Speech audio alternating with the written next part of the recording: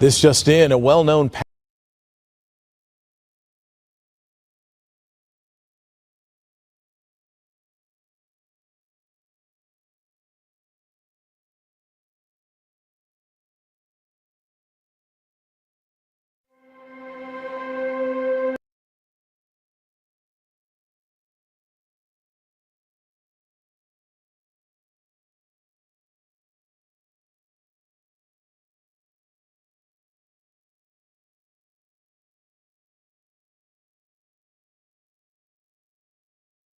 social media account has the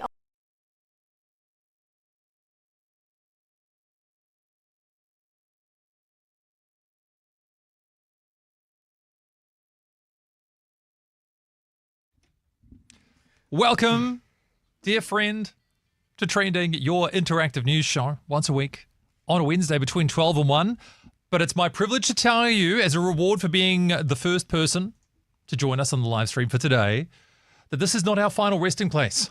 What a way to put it. We are being resurrected on the third day from today, that being Friday, because Trending is moving to Fridays between 9 and 10 a.m. Exciting news, Josh. Very exciting news. Not this coming Friday. No, of course not. A few Fridays' time, 1st of August, we'll be kicking off. And it'll be new and exciting. We're getting a promotion, basically. Oh, yeah. Not to say that we don't love hanging out with you right now. This is more leisurely, must say. That leisurely pace that we do enjoy for a lunch break get-together. Mind you, I don't think we'll be changing anything about the show between 9 and 10. It's just, needs must. Advancing the cause of radio and interactive media in 2025 as we do. So I hope you'll be able to join us in our new time slot. We'll talk about it as well later on during the show. Might even bring it up a couple of times throughout the next couple of weeks. In the meantime, hopefully today a little cheerier than last week's show. I think by the end of last week, I was definitely feeling a bit of a down buzz. There was a lot of sad news and sad individuals too. A lot of big names last week. There'll be some fairly sad news included in today's edition of Trending. There's more happier news as well. In fact, depending on how you look at it, this first story certainly has some pros and cons. Yeah, I agree. First story, there's elements. I found a bit of comic relief. Little comic relief to add to our discussion today at a few different points. Okay. So does that make you nervous to know? It yes, should. It definitely does. Oh, good times. What's happening otherwise, man? I'm texting my pastor who normally joins us on Wednesday on a different show that I do because he can't come in, and I'm saying no worries. Hey, he should watch Trending instead. He should. That's what I reckon. Probably is. Is your wife tuning in? Almost certainly. Yep, as is mine. That's how you know you've made it. Tell you what, that's success. I've had, in all honesty, some real reminders over the last few weeks, as I message my wife now, by the way, if you're wondering why I'm not looking at the camera while I'm talking to you. There's one person more important to me than you are, and that is, you realize the value of having a good relationship. And I have had so many reminders in the last few weeks of people, say even professionally, who you might look at their careers and say, wow, they're doing so well. And yet, let's just say the rest of the life doesn't quite match up. Oh. So it's priceless. Coming home and being able to look forward to it. For example, if somebody said to you, hey, you have to spend all day with your spouse tomorrow, I'd be like, cool. Have to. Yeah. Get to. Like, right? But I remember back in COVID, people were like saying, it's like, oh, have you guys killing each other yet? And we're like, no. If your answer to that was yes, then maybe have a chat to somebody because that is unfortunate. By the way, cool to see 5 people up on the YouTube already. Couple on the Facebook. This is the pre-show for Trending. Trending about to kick off officially in like a couple of minutes' time. At the moment on air, I believe we're in the news? We are indeed. 2 minutes of news, about 1 minute of weather. Yeah, so we're going through these trending stories of the week. That was, feel free as you are watching on the stream to leave a comment below. Any guesses about what may be trending? Anything you're hoping we will talk about? Even just where you're watching from, let us know. Actually, one thing we haven't talked about for a while, you've just reminded me of now, stories that you would have thought maybe would have popped up that haven't. Missing in action is Missing in action. That's right.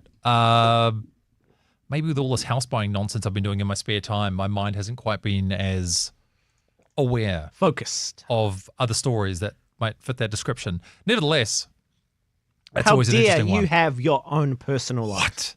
Can I tell you what's waiting for me when I get home today? What's that? I've got a book of curtain samples to look at. Ooh. How exciting. It's all right. We can still be friends, even though my life is obviously elevated to a level that You know what? may feel unattainable. Since I got married, things Yeah. like that are quite exciting. Right. So here's a question that I never thought I'd have to learn how to answer. How much space do you need on the side of the curtain rods to accommodate your curtains when you're ordering them? So, for example, we have a window, or rather it's like a big sliding door area, biggest window in our house, that is going to be about 3.2 meters, right? So that's 3.2 meters. But the curtain rod needs to be longer than that to account for when you've opened the curtains, where they're going to go. Otherwise, of course, when you open them, they'll still be overlapping the sides of the door. But how much space should you allocate? That is the great unknown. Yeah, good. Exactly. Yeah, right? It's about yay big. Yay big. About as big as a yay. How do I communicate to Yay the person in bigness? charge? Yay big. Yay big. Especially when it is just audio. Is that a metric or an imperial yay? By the way, Felicity's already got in touch Felicity. Hi, on the buddy. Facebook to say, I thought there would be stories about Trump playing golf. You know what? I think all stories in some ways speak to Trump playing golf. Because you notice the number of stories that will talk about something and then also cut to Trump on a golf course? Well, he does seem to love him a good golf course. He does love a good. I remember back when he was first term talking about how much time Obama spent not in the White House and how, when he's in charge, he's not going to be playing golf, and then promptly played a lot of golf. You got to love the audacity of the man. Is the argument that a lot of actual business talk and, politicking actually happens on the golf course? Sure. It's the real arena? Sure, the real arena. What was that Teddy Roosevelt thing about, the man who stands in the arena or whatever it is? Oh, something. Yeah, Anyway, okay, we better bring in the rest of the world on this show, but thanks for joining us for the pre-show. Always look forward to hearing your thoughts. Let's go.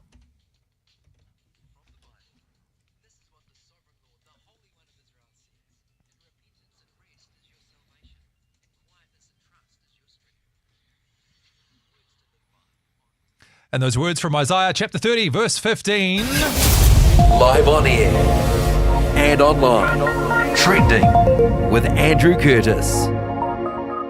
My highlight of any given week begins now. Thank you for joining Trending on this, the 16th of July, 2025. We're going to take a look at the news stories that have captured people's attention over the last week. That's right. The stories that we're going to be looking at are not necessarily the ones that were the first on your nightly news bulletins. They're not necessarily the ones in the biggest font when you go to your regular news services to see what they are promoting. Promoting. Ooh, suspicious. Because is that what's going on? Does it line up with what you are interested in? We are going to find out today, both in New Zealand and around the world. What news stories did people go searching for more information about? And of course, which ones did they go searching for, clicking on the most with our major news services around the world? Always enlightening, always entertaining, and always better with Josh Beatty at my side. Good to be here once again. Quick reminder, if you are listening to Trending, which is, of course, one of the ways you can engage with this show, 8168 with the keyword live, text on through. Or, of course, if you'd like to watch Trending, I know, new age media, radio with pictures, as they say. Head to rima.co.nz, click on either the Facebook or YouTube links, and also some news about a bit of a change. So with Trending. we are going to be moving, ladies and gentlemen, moving from this regular time slot to Friday mornings. Friday mornings, 9 till 10. Correct. So that's going to be happening on the 1st of August. We're a few weeks away from that change happening, but it's great to see that we're trying to forever hone our media content properties just for you. We're going to be making some changes around with Andrew Urquhart's show as well, and so to accommodate all of that, Trending will be moving as well. Some would say to even primer time. Yeah, Like- well, look, it does also give one Kat McCormack from The Breakfast Show a little bit extra time off, which she well deserves. Absolutely. See, it's multiple birds, one stone. So admittedly, it might mean you have to find a different way of spending your lunch break on a Wednesday. But you can start your Friday with us instead. And really, what were you doing on a Friday morning anyway? Let's be honest. Not working, right? The least productive day of the week. Shouldn't really be promoting that kind of behavior. But nevertheless, we are going to be moving to Friday in a little while. So we do look forward to you joining us for that. For now, though, let us take a look at the news stories that have been the most popular. And before we dive in, remember that this show is about you and your perspective. So once more, Josh, if people want to share their thoughts, how do they do it? 8168 with the keyword REMA. We would love for you to text on through if you're listening, or of course, if you are watching the stream, simply leave a comment below. Trending with Andrew Curtis. Beginning today with 4 letters that give me PTSD, which is kind of strange because I never had to deal with this particular 4-letter acronym, and yet NCEA. NCEA. Quickly, Gray says, hi guys. Hi Gray. Good to have you as part of the show. Yes, NCA is trending at the moment. Over the week that was, gives me PTSD as well. I literally, on Monday, had a high school anxiety dream. Oh, gross. I woke up in the morning going, what day is it? In terms of like on my schedule, what classes am I supposed to be getting to? And then I remembered I'm 31 years old and I haven't been to high school in many years. Yeah, look, I don't understand people who would happily revisit their high school glory days. I had days at high school, not so much glory, but we overcome. That's a whole other conversation to talk about. I mean, look, you didn't peak in high school. That is a good point. There are those who did, and to them I would just say, no. Why was NCEA in the crosshairs over the last week? Well, some good news and some bad news to report on. So it turns out, and this now, according to Radio New Zealand, we're taking a look at an article there, reporting that more students were passing in maths and reading, but fewer in writing. Now, is that perhaps a reflection of our digital culture where we consume content but don't so much produce it? Ooh. No idea. No idea. But that's the fun of news, isn't it? Look, I know we have a lot of teachers who do listen to REMA or maybe be watching right now. Mm-hmm. You have any thoughts on this one? Feel free to get in touch, 8168 with the keyword life, or leave a comment below if you are watching the stream. What's that keyword again? REMA. That's what happens when you're, spread across so many networks as our Josh is. That's in right. such demand. Look, if you want to text, honestly, keyword Life FM, I've got eyes over it as well. He's I'll all know over it's it. for us. What a but guy. It'd probably be easier if you use RHEMA. Yeah. Erica Stanford, though, has come out to say that the success rate for reading in the May tests was 61%, up from the NZQA reported figure of 59% for the same period last year. Maths, 57%, up from 46%. So that's heartening. Writing only down a fraction from 55.3 to 55.3 from 55.7. So what does all this mean, Josh?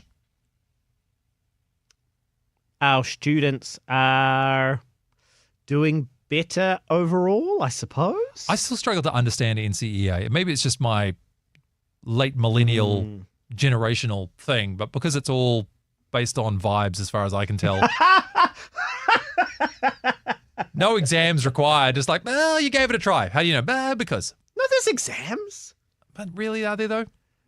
Actually, I don't know. I shouldn't speak so boldly about things to which I don't fully understand. That's a great life lesson. At least when I did NCEA, which was admittedly, like we said just a moment ago, a while ago. Yep. There were definitely exams involved. But admittedly, in my last year, year 13, I did 2 exams.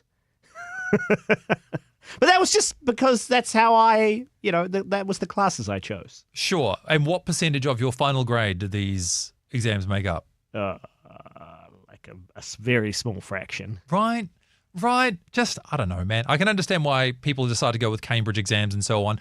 Let's find out what the most obvious person to speak to about these sorts of things has to say about it. Because if you're going to talk about the government and NCEA and pass rates and exams, who do you speak to? Of course, you speak to Chris Hipkins for some reason. Note heavy sarcasm. Gosh, if you can't detect that from me by now, then we have not spent enough time together. This is what he had to say. Just on education, we had some NCEA results. This is from the co-requisite tests from high school students from Erica Stanford yesterday. On the face of it, some pretty impressive numbers, particularly for low decile students in numeracy. There was like a 15 percentage point increase in improvement in achievement for these tests from May last year to May this year. The Minister says that's because she's literally just told them to focus on doing maths and put about $2 million extra money into low decile schools. Why didn't you do that? Well, this is exactly why I introduced the co-requisite. The reason that we have this information, the reason that we're able to do this, is because as Minister of Education, I recognised that NCEA wasn't appropriately assessing literacy and numeracy. The old system wasn't working, and so we developed the co-requisite requirement that is now implemented. We implemented it as a government. So yeah, but the results weren't great. Unfortunately. Well, yes, but the first set of data only arrived after the last election. Now we've actually got that data and we can focus on improving it. This is exactly why we introduced the co-requisite. Okay, that's great that we've got the... Is it great though? I could listen to more of that, but after a while you realise, look, and they all do it in case colours bleed red and you're wondering, would he say that about a national guy? You bet your sweet behind I would. All the good stuff is because of us and all the bad stuff is because of them. You've got at least 3 years. It doesn't really matter how long it goes, right? If any good things coming up, well, if you recall back in 2004 when I was the Minister of Wop Wop, we put in blah, blah, and that's why everything's great now in 2037. Man, one day I bet I could be the Minister of Wop Wop. We kind of are right now. How do you feel about the state of education in New Zealand? It's a pretty hefty topic, but I would love to know your thoughts on this one, partly because there was also some headlines that came out earlier this week about homeschooling. And that homeschooling is on the rise in New Zealand. So maybe you've decided, although these sparkling NCEA results have been publicised, the overall quality of education is such that you would rather homeschool your children instead. Are you feeling better about the kind of education they're getting?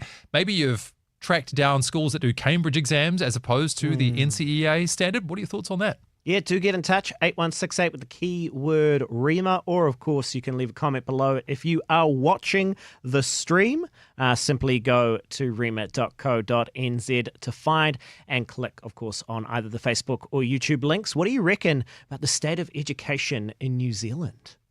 Trending with Andrew Curtis. Now let's head to one of our major news services in the country, and admittedly, this was number 2 on stuff.co.nz this week. But certainly one that popped up all around the world as well. We had a look on CNN, the BBC, The Guardian, Fox News, the whole shebang. Associated Press all had something to say about Donald Trump threatening Russia with tariffs and boosting US weapon sales for Ukraine. Now, this is quite remarkable. It feels like only a little while ago, because it was, that we had the blow up in the White House. Not literally. Thankfully, otherwise that would be a whole other problem. Donald Trump, J.D. Vance, and Ukrainian President Volodymyr Zelensky. Not wearing a suit. Not wearing a suit! Goodness me, what has the state of the world come to? But also having a bit of a disagreement about how to handle Russia. Donald Trump came on in to say he would resolve the issue between Russia and Ukraine. I think he said within like 50 days. And yet, spoiler alert, it has thus not worked out. So pretty remarkable to find that now, according to at least this story as well, it's been posted on stuff.co.nz, Donald Trump now talking about exasperation with Putin and the possibility for boosting US weapon sales to Ukraine. It's a pretty remarkable turnaround. Let's check out this snippet first and foremost, posted on stuff.co.nz, where Trump talked about this change of tack. How did you tell Putin this was coming? I speak to him a lot about getting this thing done. And I always hang up and say, well, that was a nice phone call. And then missiles are launched into Kiev or some other city. And I said, it's strange. And after that happens 3 or 4 times, you say, the talk doesn't mean anything. My conversations with him are always very pleasant. I say, isn't that a very lovely conversation? And then the missiles go off that night. I go home, I tell the First Lady, I spoke to Vladimir today. We had a wonderful conversation. She said, oh, really? Another city was just hit. So it's like, look, he's, I don't want to say he's an assassin, but he's a tough guy. It's been proven over the years. He's fooled a lot of people. He fooled Bush. He fooled a lot of people. He fooled Clinton, Bush, Obama, Biden, he didn't fool me. But what I do say is that at a certain point, ultimately talk doesn't talk. It's got to be action. It's got to be results. And I hope he does it. I mean, look, I hope he's going to do it. He knows the deal. He knows what a fair deal is. If there is such a thing as a fair deal, there's no winners here. This is a loser. This is a loser. Right. So I struggle with an interpretation that says he didn't fool me when you consider how much time shush ads, how much time Trump has wasted speaking to Vladimir Putin and more or less taking him at his word. Has he been played? What do you reckon? I'll say yes, just to take kind of the wind out of your sails immediately. That's my take on this one. You might disagree. Get your chats in, get your texts in on this one. 8168 with the keyword Rima, or of course leave a comment below if you're watching the stream. You can find the stream at rima.co.nz. Just click on any of the social links. I think he got. Yep. I think he got. I think he's starting to change tack as time goes along. I think Putin's plan has always been to stall the stuff out as long as possible, knowing that ultimately Russia is a much larger country than Ukraine, and without external support, Ukraine cannot resist the Russian invasion. However, how long they can drag this out for, I mean, look, the long-term consequences for Russia, I think, are going to be disastrous no matter what happens with Ukraine. They've lost so many men, so much industry has been impacted by all of this. It is bleeding the country dry, and Russia is not a wealthy country. It should be pointed out that comparatively, they are miles behind. The one thing that's keeping them going is like oil and gas sales through Europe. However, he managed to convince Donald Trump that he just needed to have a wee bit of a chat, that, hey, we just need to negotiate this thing. Yep, we're willing to talk. We're willing to talk. Yep. And then give a whole bunch of completely unrealistic goals and objectives for the end of the conflict. And Donald Trump seems to be finally realizing what many people were trying to say from the very beginning, that you cannot trust Vladimir Putin. Talking the talk and walking the walk are very different things. Just momentarily taking us back to the previous conversation, because Felicity got in touch via the Facebook page. Do leave a comment if you would like to contribute. She says, I know several families that homeschool their kids and are excelling. Yeah. My brother was homeschooled by a tutor and he only passed horticulture. I think it depends on the student. Yeah, I think that's very true. It does require a lot of commitment. When we had this conversation on the Rima Breakfast Show earlier in the week, we talked a lot about that, particularly being in a position where you've got the time and capacity to teach your kids at home. I wonder, dare I say it, and let me know if I'm wrong about this, because this is the only way we learn. You may need to have a relatively high-earning spouse to subsidize the fact that you can have a stay-at-home parent who can implement all of this. So for many, it's just not financially feasible. Maybe there are ways of doing it that I'm not aware of that maybe subsidize those who are lower income families.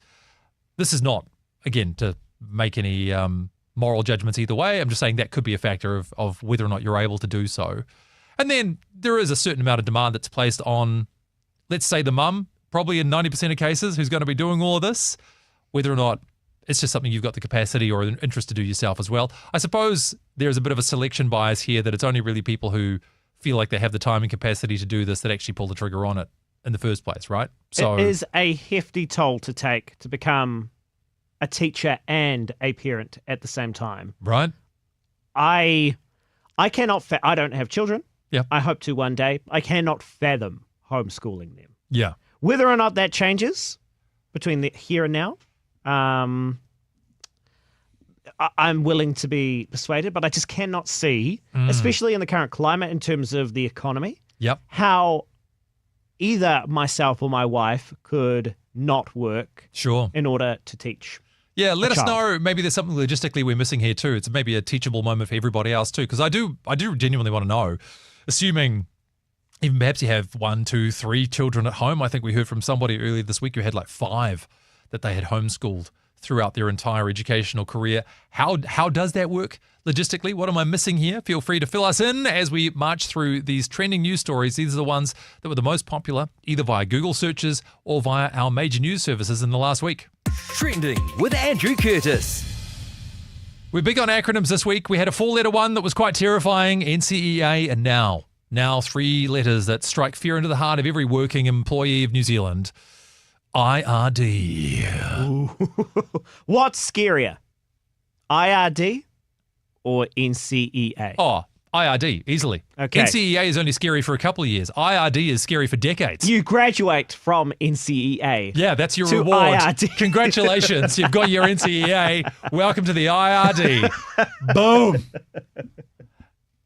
So, what a wild story this one is, and it's got some free speech implications for New Zealand, but taking a look at how this has been covered, again, on Radio New Zealand, a former Inland Revenue employee has lost her bid to claim unjustified disadvantage and constructive dismissal after making comments other workers found offensive. Christine Massouf had been working for the department for 14 years. She was reprimanded after she made a comment on the intranet in response to news that the department would be providing period products in both male and female bathrooms. She posted, "This is awesome, but a shame that it took so long coming, and interesting now that men can menstruate, free period products are available in IR, Inland Revenue, bathrooms." So naturally, she was then confronted by their manager, who became aware when the comment was reported to her by the Rainbow Network, which said some people were offended and upset. So on and so forth. Court cases followed, and Christine Massouf has lost. Amazing that offended and upset. Am I being a little bit too hard-edged about finding offended and upset significant grounds enough to ultimately be dismissed? No, I don't think so. Offended and upset. I mean, look, we can understand why, of course. These are hot button topics. People want to live their lives the way they live. And if you're working for a government agency, is that just kind of the way it is? Should she have seen it coming? Should she, dare I say it, be able to play the game? Because those kind of comments are not going to be popular. Trying to play a bit of a devil's advocate role here. Well, there are those who are going to take them poorly. And if you are going to voice them publicly, you Am bear I the being consequences. inflammatory when I'm just saying, well, I'm not actually. Walk that back a little bit because I'm not saying this. But some would say it is just the woke mob. Well, sure, and it certainly is. Like, it's absolutely kind of a mob mentality. But that's the reality of the world that we live in. So there's a certain cunning as serpents requirement, gentle as doves, as the Bible doth say. Now, I'd be intrigued to know, and I actually asked Davina, the producer for Andrew Urquhart's show, thoughts and comments about whether or not they're going to be chatting to the Free Speech Union on this topic, so maybe watch this space. But in some ways, it is a free speech issue. Somebody just being able to share openly what their thoughts are, and then having some issues following that fact. But again, ultimately, she's found herself on the wrong side of a court case, lost her bid for unjustified disadvantage and constructive dismissal after making those comments. So, I don't know, is there anything more really to add to this? I suppose that from a Christian perspective, we could find ourselves becoming very upset. Right. And potentially for some very valid reasons. Sure. However, our anger, I don't believe, our vitriol around this and expositing that, wherever that may be, I don't believe that's going to be helpful in any way. So what is the response? I don't think that being upset with the outcome is incorrect. Yeah. But just being angry about it also is going to serve no purpose. I mean, it's a great point. Just indiscriminate anger at the world these days. Kids these days, rah! Shake your fist. Yeah, I've taken the approach for a while now that I can't change these kind of things. Like something that the Inland Revenue Department does, I could make that my personal crusade, but that's going to take decades of my life to do. What I can do is build a network of friends and family who I am seen as being a reliable friend and colleague for, and over time, people become interested in why you believe what you believe because they've also seen the fruit of that in your own life. And that extends to then how, their interest about what your morals are, where they come from and all that sort of thing. It begins with you, your immediate network, and expands out from there. So, look, there are thankfully organizations like the Free Speech Union, for example, who will likely be talking about this particular finding. But for our day-to-day, I still think we remind ourselves, as much as these things might bother us, to then look at our friends, our immediate network. And again, I'm reminded of Jesus' words, they'll know you're my disciples by your love for one another, not necessarily your angry letters to the editor in the Herald. Trending with Andrew Curtis. Jumping back to Trump now, because how could we not, right? And this one we mentioned earlier, on the heels of Trump threatening Russia with tariffs and boosting US weapons for Ukraine. Well, Trump is also finding himself doing very well regarding this story on CNN and also on The Guardian in the UK. Incidentally, I love the fact that The Guardian is such a big fan of Trump news. Like one of the major news services in the UK, you will always find a US story in the top 3. Amazing. Epstein. Oh yeah, Epstein fallout poses a loyalty test. Trump or MAGA? Cha-cha-cha-cha-cha. Dun-dun-dun. Which one We would talked it be? about this last week, didn't we? Yeah, a little bit. There was a fair bit of news about Jeffrey Epstein, but it continues this week. In fact, I would say that there's a pretty interesting summary that's been provided by CNN just outlining why this has created tensions within Trump's supporters, those who expected that they were going to unearth the crooked dealings of people like Jeffrey Epstein and the Epstein client list. So let's see what CNN had to say and let us know your thoughts on it too about, the response to the Epstein files or the lack thereof. Well, the beef is really over the handling of the Epstein investigation. And if you remember back in February and since then, the Attorney General has said publicly that there would be more information forthcoming. There would be more files released, promising that, all of the things that the MAGA base has been asking for, that they would get it. And then, of course, last Monday, you saw that extraordinary statement, unsigned statement from the Justice Department saying there was nothing to see here. There was no Epstein list, which is something that she said was on her desk previously. And so there's a lot of anger at the FBI, including Kash Patel and Dan Bongino, about having to own something that they believe the Attorney General caused, and that it's her screw up essentially that they're having to take all of the political hits for. And so that's the essence of this beef. What is extraordinary though is we are now on day 4 of the deputy FBI director not showing up to work, and it's not clear when he's going to come back. At this point, the expectation is that he is going to come back. He hasn't been fired. We're told that the Attorney General is not believe that she wants to get rid of him or fire him. They're all giving him essentially time for him to come to his own decision making as to whether or not he wants to stay and how long he wants to stay. It does appear, though, that this is not really going away anytime soon, because as you saw over the weekend at that conference, a conservative conference in Tampa, pretty much every influencer in MAGA world is talking about this still. They want to see more information, and they certainly are not big fans of the Attorney General because of the way how this has gone down. What's the effect, Evan, of the deputy director of the FBI being at odds with the Attorney General? Imagine, Brianna, like you got so mad about the way the CEO of our company was doing something, and you decided you were not going to show up to work anymore until, and you give an ultimatum saying it's either him or me, right?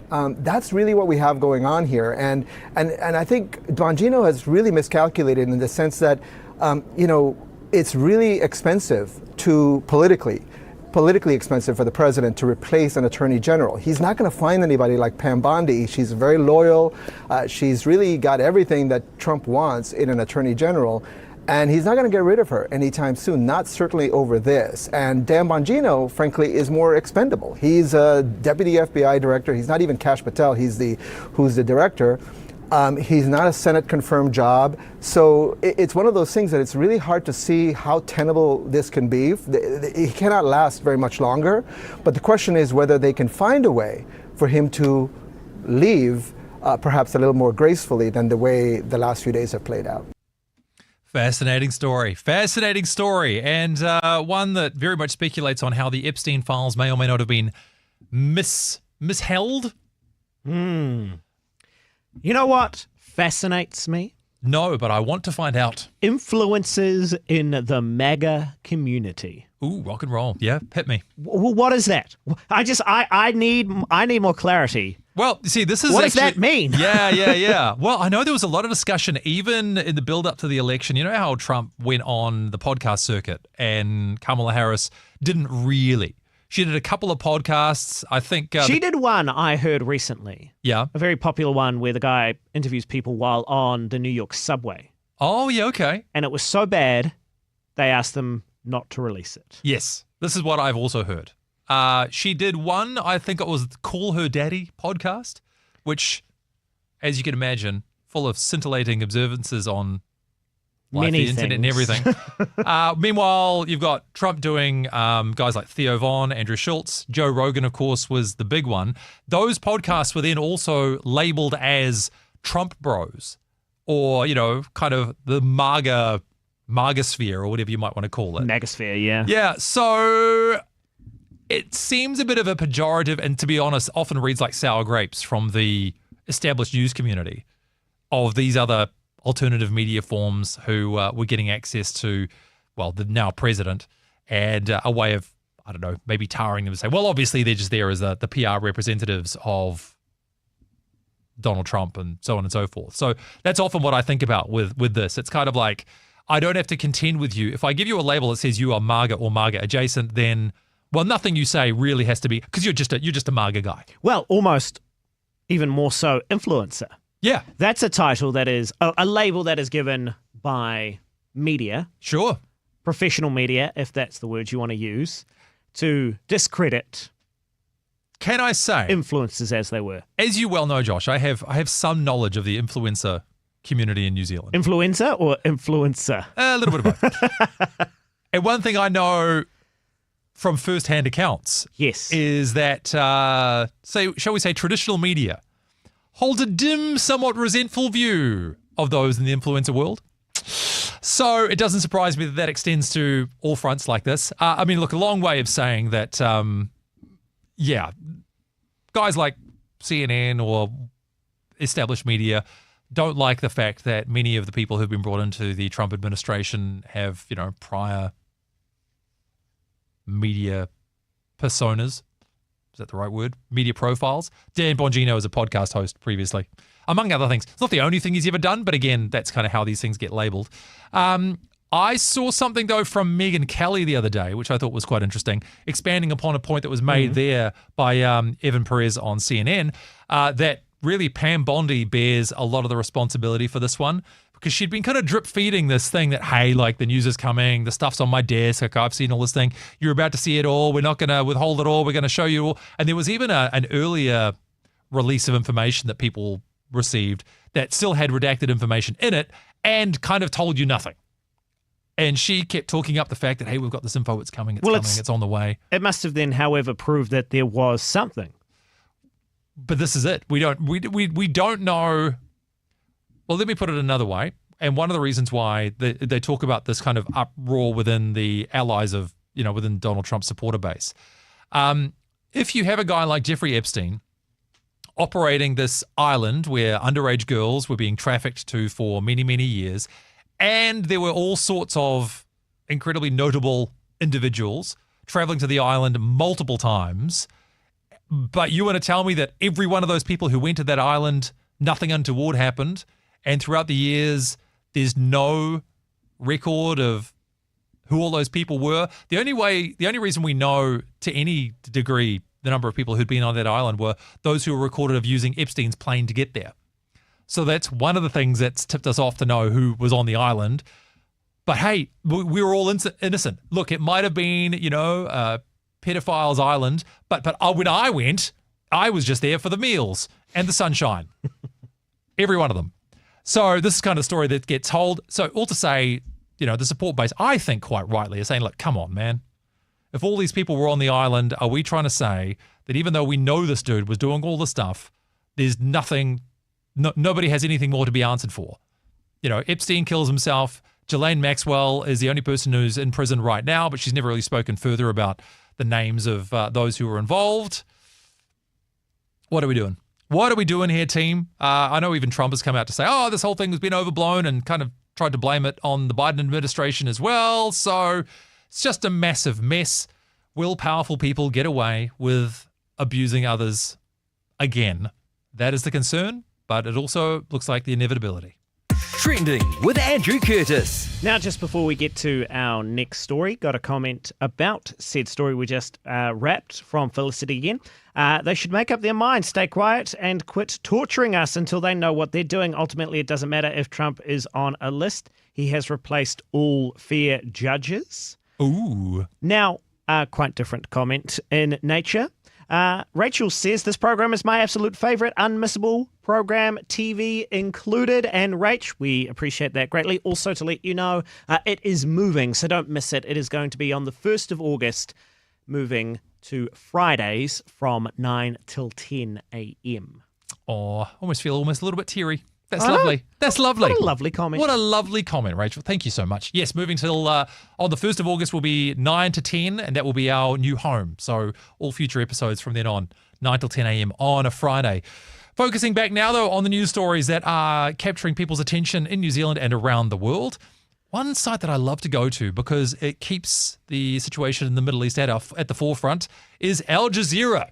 Now, Al Jazeera, an interesting news service, one that is funded by Qatar, which there are all sorts of questions about how murky that money might be, and then whether or not that affects the nature of the news that they cover. However, I still enjoy it because it does provide a pretty unique perspective. And this time around, the number 4 trending news story covering the ongoing tragedy that is occurring in Gaza about church leaders, diplomats condemning Israeli settler violence in the West Bank. One of the things that I like to talk about with this story, Josh, is that it does force us to wrestle as a church community in New Zealand about what our support for Israel as a nation, as a people looks like, where we draw the line, what's acceptable and what isn't. Do we just unconditionally support? Do we believe everything that Israel says? Do we believe everything that its opponents say? What should our response be? Yeah, we're treading into murky waters, and we do want your opinion as well. So feel free. What would your response be to Andrew if he was asking you that question right now as he sits in front of you? You can actually answer back by sending a text, 8168, with the keyword Rema. Or, of course, if you're watching on the stream, many people are at the moment, do leave a comment below. What is our responsibility in New Zealand to Israel? Because I'll be honest, on a personal level too, I struggle to know how to respond to this a lot of the time. When you go all the way back to October 7th and the attacks that were initiated by Hamas, it was pretty clear at that point who was in the right and who was in the wrong. And so the fact that Israel was going to respond in some fashion was always pretty inevitable. As time goes on and more life is lost, and we ask ourselves, what is the proportionate response? That's something that's been raised a number of times. And then also the fact that this is not the only place in which there are conflicts between Israelis and Palestinian Arabs, and the fact that, even now Israel controls the fate of those who live in the West Bank. That is what this story in particular is referencing, by the way, not particularly what is happening in Gaza, but reminding us that even in the West Bank right now, it's said that Israeli authorities failed to respond to emergency calls for help from the Palestinian communities when some settlers set fire to the community's church in the area. In a separate statement, the patriarchs and heads of churches in Jerusalem demanded an investigation into the incident and called for the settlers to be held accountable by Israeli authorities who facilitate and enable their presence around Tabor. So it is not the case that is one side behaving admirably and another side behaving badly. There has certainly been poor behavior. I mean, gosh, that's a euphemism, isn't it? They're literally, burning places down and people are being killed by Israeli settlers. This is absolutely happening. It's absolutely happening. Some people find it very uncomfortable to acknowledge that fact. At the same time, people like to point out that there are still terror cells that operate from within Palestinian communities that then strike Israel, and, it goes on. So I guess a reminder, I don't really have any profound insights on this front, but again, just to bring it to your attention and the fact this was number 4 on Al Jazeera over the last week, church leaders, diplomats condemning Israeli settler violence in the West Bank. What is your response to stories like this? Let us know today. 8168 with the keyword Rema. Feel free to send a text through. Or, of course, if you are watching on the stream, leave a comment below. Whatever it is, whatever thought you may have, we are happy to respond. Don't feel like you have to hide what you think. Get in touch either way. Comment below or, of course, text on through. Trending with Andrew Curtis. We should point out the one thing, too, that we know is on the forefront of everyone's mind as I've been watching the show for about 40 minutes now. Yes, Josh and I are very matchy-matchy today. I even considered wearing my white-collared jersey underneath. Opportunity missed. We're just so synced up, you and I. I mean, we're both wearing blue shoes. We are. Blue and white shoes. That's blue true. And tan pants. We've also matched this way before. Well, yeah, we have. It's very true. But at least, Josh, our wives could not be confused for one another's. That is very true. They are very different. That is very true. They are very different in that respect. Now, this next story, I thought we'd head to Australia. Now, moment of reflection. I realised while preparing for this week, we haven't actually often covered news that is trending in Australia. Maybe because it's too close to home. But we decided to take a look at what was going on, some of the major Australian news services over the course of this week. And I found this one particularly interesting because it relates to similar discussions that have been had in New Zealand. But number 4, trending on the ABC in Australia, great headline, how Australia's superannuation system subsidises the wealthy. So this is the 4th most popular story on the Australian news website, ABC. Now, incredibly relevant because we've had similar discussions in New Zealand about what we have to do around superannuation and what the eligibility criteria might look like. Is it just a rort? A rort? You haven't heard that term before? I have not. Is it a bit of a scam? Ah. Yeah, a bit of an extortion. The argument being, at the risk of provoking some rather spicy responses in the chat, that those who are of a certain generation, dare we say the boomers, benefited just from an accident of history. They were born at a period of time that benefited from incredible economic growth. And one of the ways in which they benefited was through housing prices. Yes, I had a discussion with a family member. I think I discussed it in our last show. The difference in, what you'd pay for a house 20, 30 years ago versus today, massive. Even in terms of by factor of your annual income. It wasn't uncommon that you could pick up a house that was maybe 3 or 4 times your annual income. Now these days, of course, more likely to be 7 to 10 times. And so those who did purchase property back then have done very well.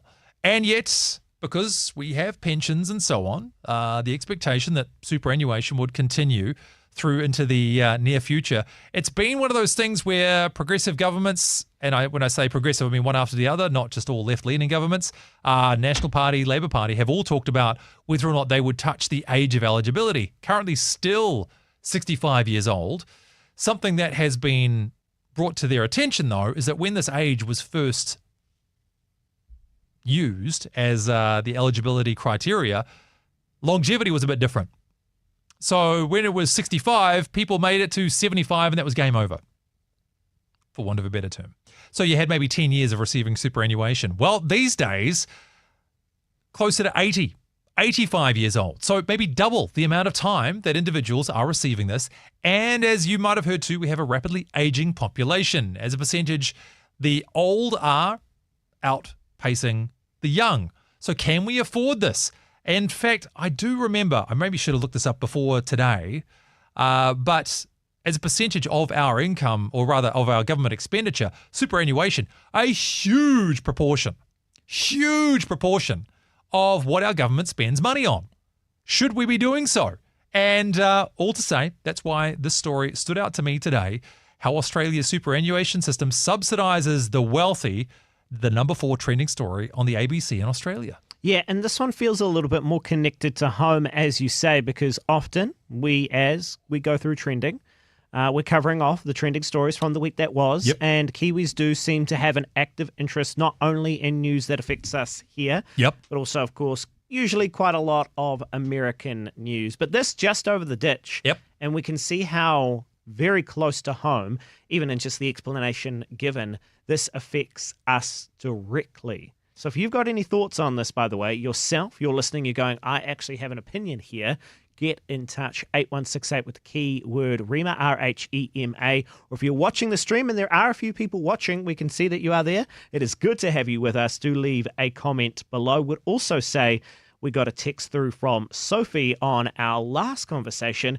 Our response to Israel, simply pray. Let your kingdom come, for Jesus' rule. Pray that God's Spirit will break through. Amen to that. I love that perspective. I love that. So let's keep going on this one today. And Josh, should I inject a spicy hot take that could get me in trouble?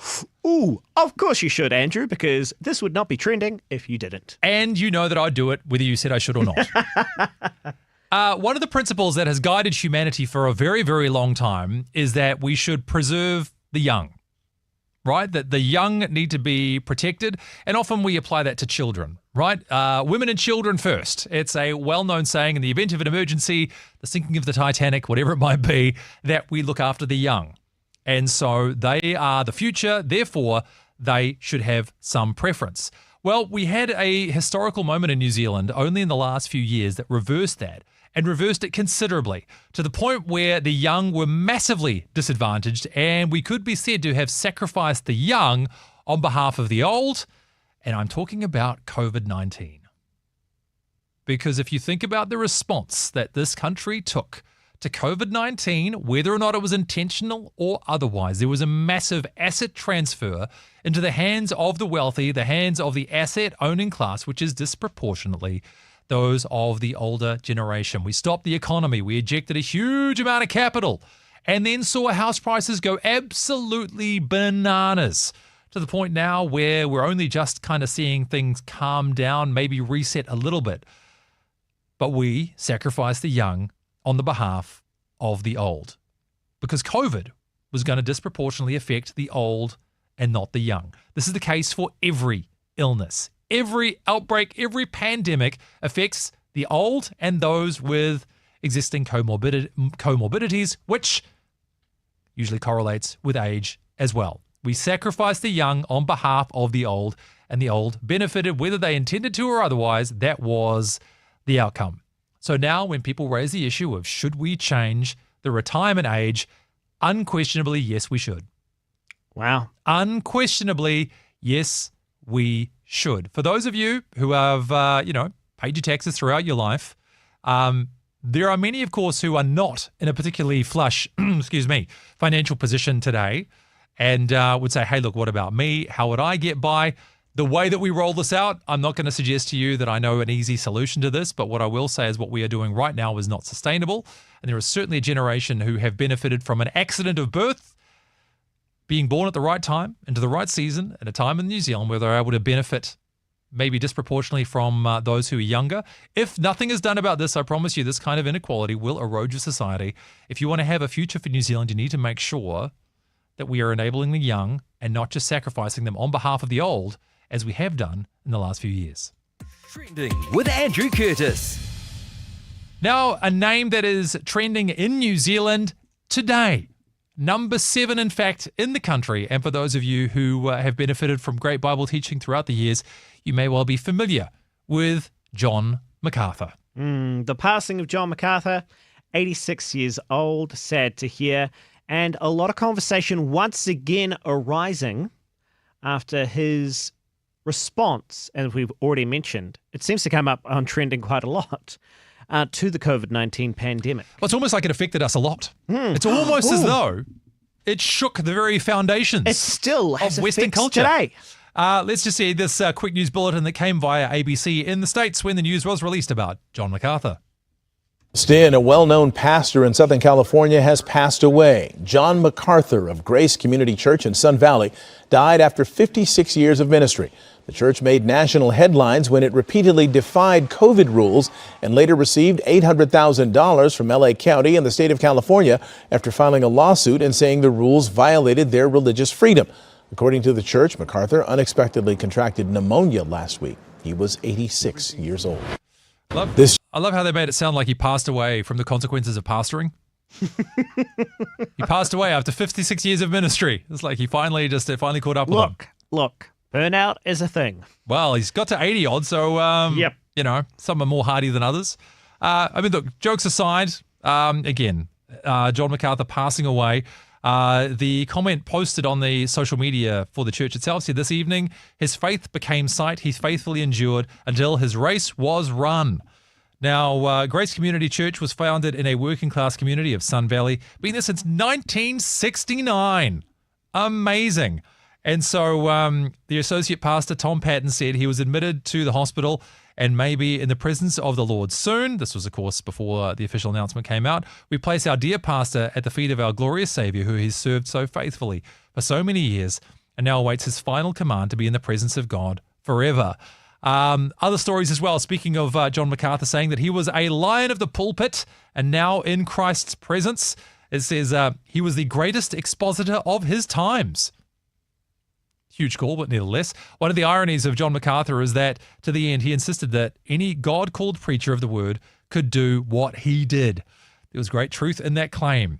And so the article goes on to share about the life and times of John MacArthur. Have you benefited from John MacArthur's teachings throughout the years? What's your response to this news? We'd love to hear from you on this one too. Yeah, if you're saddened, if you've got anything to share at all, feel free to get in touch. 8168 keyword Rima, or of course leave a comment below.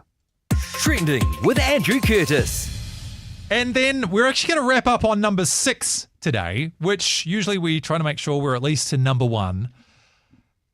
But I can only handle so much sport news. And I got to tell you, man, we were up to our eyeballs in it this week. Top 5 stories in the country, all sports related.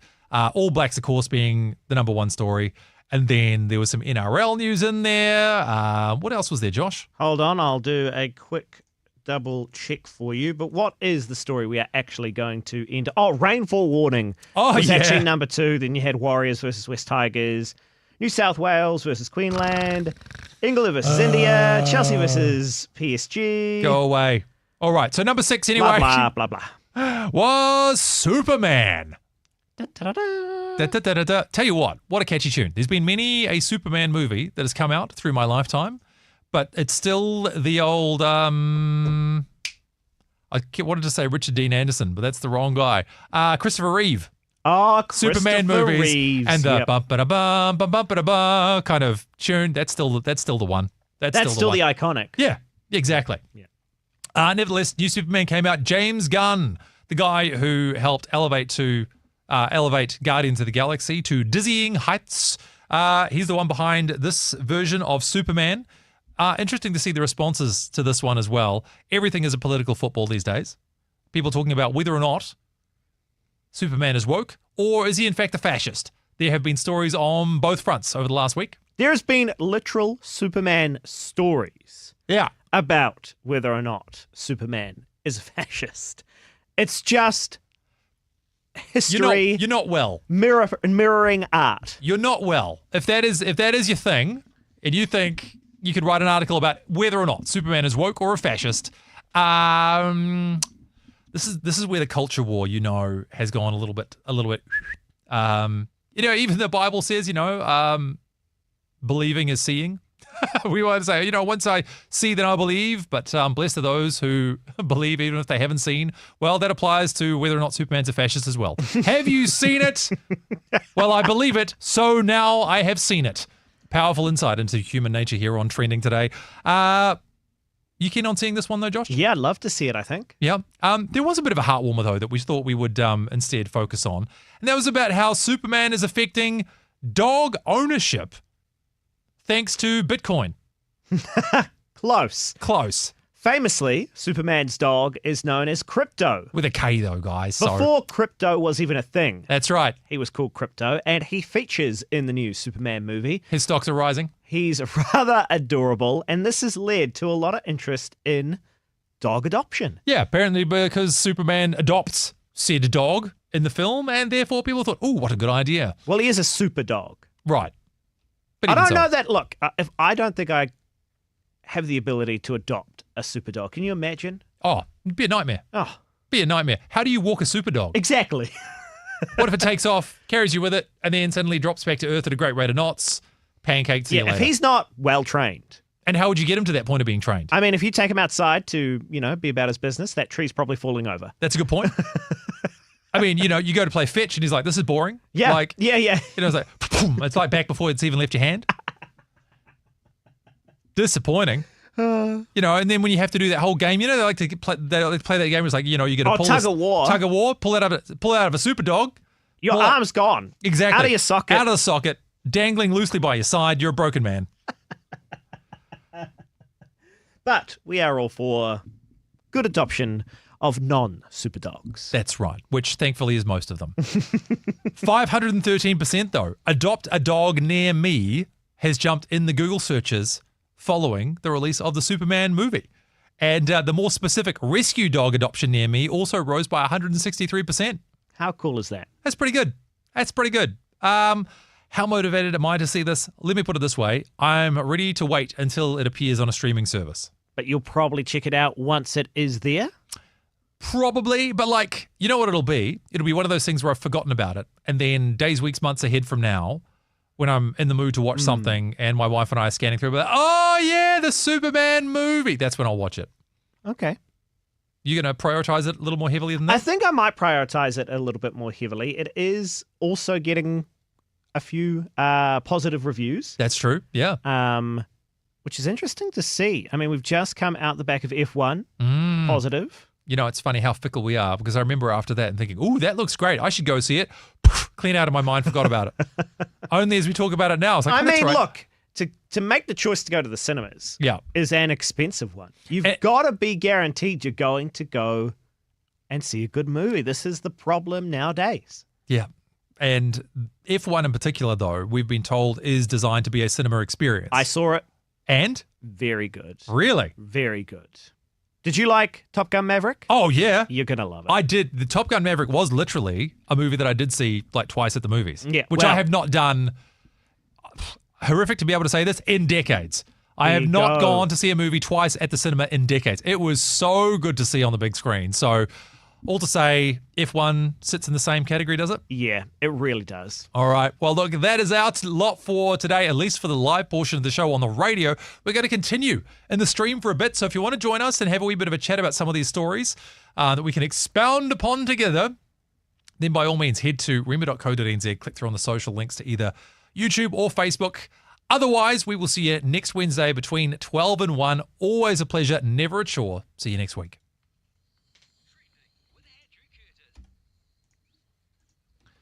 And we are no longer live with the rest of the radio audience, but for those who are sticking around, yeah, man, I saw some wild commentary on Superman. Like some people, and admittedly, once you know their political stripes, you know how they feel about stuff before they start talking. I really hope I never become the kind of person that somebody knows what I think about something before I even say it because of what my political colors might look like.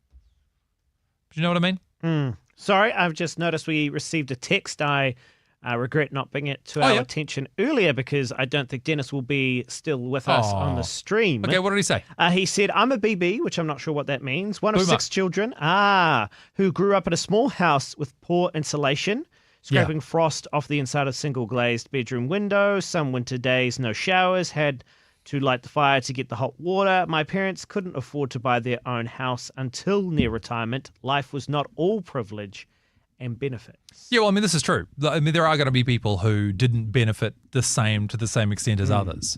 The difference being buying a house when it's 4 or 5 times your annual salary versus 10, 15 times.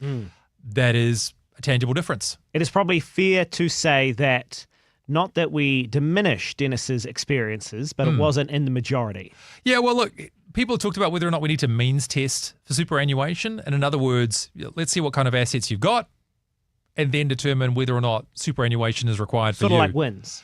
More or less, yeah. Even if it's a matter of shaving 20% off the top. Like, you could be as generous as you like with this. It's just, again, I'm going to see if I can find the stats on it now too, in terms of, a breakdown of where government expenditure goes. Do you want to have a guess at what percentage superannuation is? Oh, no, I don't. Let's see. Oh, gosh. Let's see if I can find out using the powers of AI. If you already know off the top of your head, then chime in with a text or a message in the chat right now. That is correct. By the way, so we are in still trending, but the post-show portion of our wonderful current and news affairs show. By the way, we are also moving on Friday. Well, no, on the 1st of August to Friday. So do make sure you keep joining us. But if you're watching now, you're part of those who are still amongst the VIPs. Our radio listenership has departed elsewhere. New Zealand Super is 15% of total core crown expenditure. That's a lot. That's a lot. So, yeah. And of course, it's only going to go up as our population ages and so on. And welfare spending in general is 36%. 36? Yeah. So that's including things like, benefits of various sorts, unemployment benefits, Gotcha. Yes, disability, I see. blah, blah, blah, blah, blah. 36% of government expenditure is on social welfare. Is that good or is that bad? How much? This is the thing that's interesting from a faith perspective. In some ways, I wish maybe I thought to talk about this during the regular show. But social welfare, like what is the biblical perspective on social welfare? Well, I was going to bring up, but we didn't have enough time. Yeah. There is the other side of the coin that says the young are supposed to take care of the old. Sure. And we have moved away from that, at least as a society, as it looked previously. Yeah. Well, here's an interesting one, at the risk of really stirring the pot. My parents have moved into a retirement village, which, of course, they're welcome to do. It was their choice. They wanted to do it, blah, blah, blah, blah, blah. But it is very much a cultural moment because what proportion of the people who were at that retirement village were Pākehā, New Zealand European? What do you reckon? I'm guessing the majority. 90-odd%. 90-odd. It's just a very, I don't know, something about our culture in general that having your folks living in a retirement village is just what they do. And look, I've heard on the one hand, as I said, it's their own choice. They can do with what they want. Some have made a counter argument. Number one, that is, as you say, it's the responsibility of children to look after their parents. Why are these people feeling the need to move into these places? Equally, though, sometimes it's an elective choice of the parents themselves, and the argument being made, well, you're supposed to be saving your wealth for your children to pass on as an inheritance, and a lot of them are blowing it on, I say blowing it, that means your money, you can do what you want, on things like world travel and cruises and all this kind of stuff, and saying that is also a missing the mark, perhaps, of what the familial unit is supposed to do. Yeah, what is the biblical perspective on taking care of your family? Right? I mean, it's pretty clear that you're supposed to. Yes. Right? Like that's a pretty high. the fact that you are supposed to. It's like caring for the poor. This is why the social welfare question I think is an interesting one. Should you care for the poor? Absolutely, no question. Bible's pretty clear on that. Look after the poor. Remember the poor and the orphans. This sort of thing. But how do you do it? What's the most effective way to do it? That is the question. And that's the one that I think, where things get a little bit murky. Yeah, and then we have to have conversations that require nuance, which we never really want to do. We just want to be told, how do I do it? Yep. This is what I'm supposed to do. Again, as you say, you talk about the retirement village. That feels like the thing you are supposed to do. Right. And so this is just the natural flow of how things progress, because it feels like almost you go to high school, you go to university, you get a job, you go to retirement. Yeah. You get a job, you go to a retirement village. Yeah, that's the progression. Yeah, well, I mean, good. Yeah, no, but I know what you mean. Yeah. I know what you mean. Yeah, well, it's been even clearer for me to see with my wife's family being Chinese, and not for a second have they considered that when her folks get older, they're going to go into a retirement village. Like, in this case, because they live in Malaysia, they'll likely live with my brother-in-law. But it's not even a question. It's just, that's what's going to happen. It's not debated. So make of that what you will, people of Aotearoa. Interesting. Interesting indeed. We are in the post show of Trending. You can still put in your comments below. I was going to say, head to rima.co.nz, but you've probably already done that because you're watching the stream right now. Hello. All right. Anything else we want to recap on all this stuff? Blah, blah, blah, blah, blah. Yeah, we talked about that message through regarding Dennis and, very interesting to see. I love that thought too about, praying for what's going on in Israel. I mean...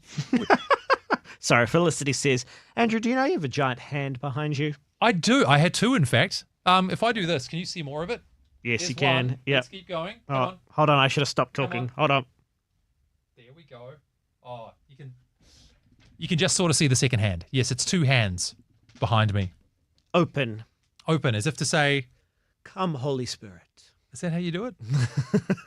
Imagine if you got everybody in church do that on a Sunday. All right, let's all pray, come, Holy Spirit. Hands up. And catch. You need to catch the Holy Spirit. Catch the Holy Don't drop him. Hot potato. Hot potato of the Holy Spirit. Now, that is something you will never see in any church ever. Or will you? That's why I can never become a pastor. I would do stuff like that.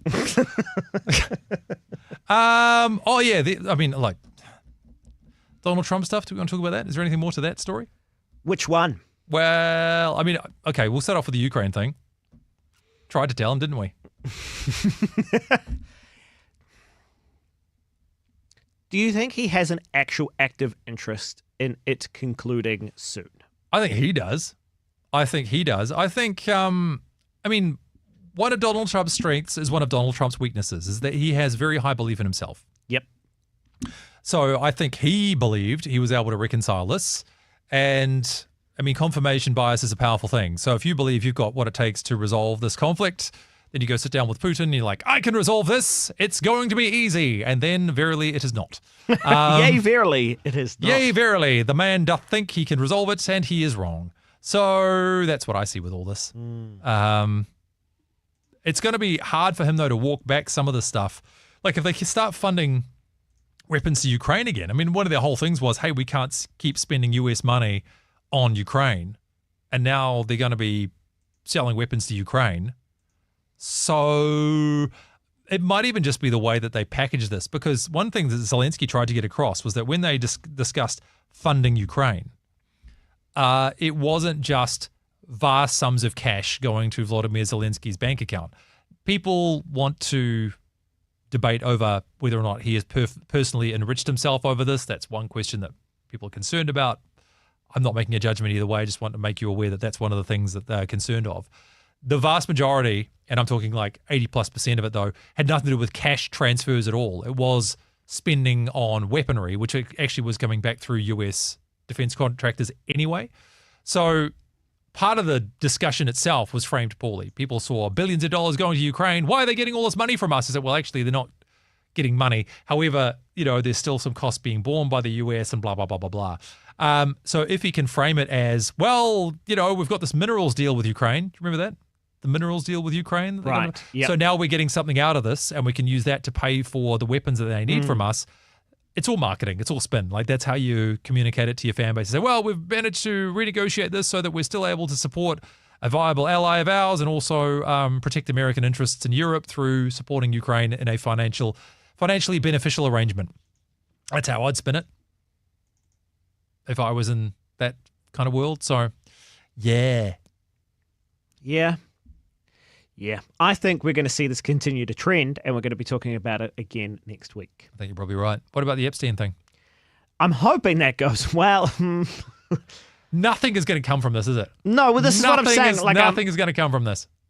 When I say I hope it goes away, I don't mean let's just sweep it on under the rug. But we're kind of going, we're talking around in circles now because there is nothing to seemingly actually conclude. One of the guys who interviewed Trump, and I mentioned him briefly too, Andrew Schultz, he I think was one of the first of the podcast bros, dare I say, to interview Trump. And he has been very vocal on his platforms in the last little while. They even did an episode where they're all wearing tinfoil hats. Like they're literally wearing them to be like, well, clearly we're all crazy because blah, blah. But they were basically talking about this whole thing that, obviously nothing happened. Like obviously there's nothing to answer for. Which kind of comes back to the point that I made rather flippantly that if we know that this guy was trafficking underage girls in particular and that there were powerful people who visited this island of his on many, many an occasion, are we really to believe that none of them had anything to do with the stuff that Epstein is known to have been involved in? Powerful people getting away with it. Basically what it is. Yeah. And it's sad. It is sad. Once again, we've landed somewhere very sad. On a down buzz. Superman movie though, right? Yeah. Superman would have done something about it. Yeah, exactly. Oh, now we're getting into the woke agenda. I love how people even pointed out too in this article about Crypto, Superman's dog, that don't worry, the dog comes out just fine in the end of the ultimate battle. Spoiler alert! Imagine if they killed Superman's dog in the movie. It'd be like John Wick with a superhero.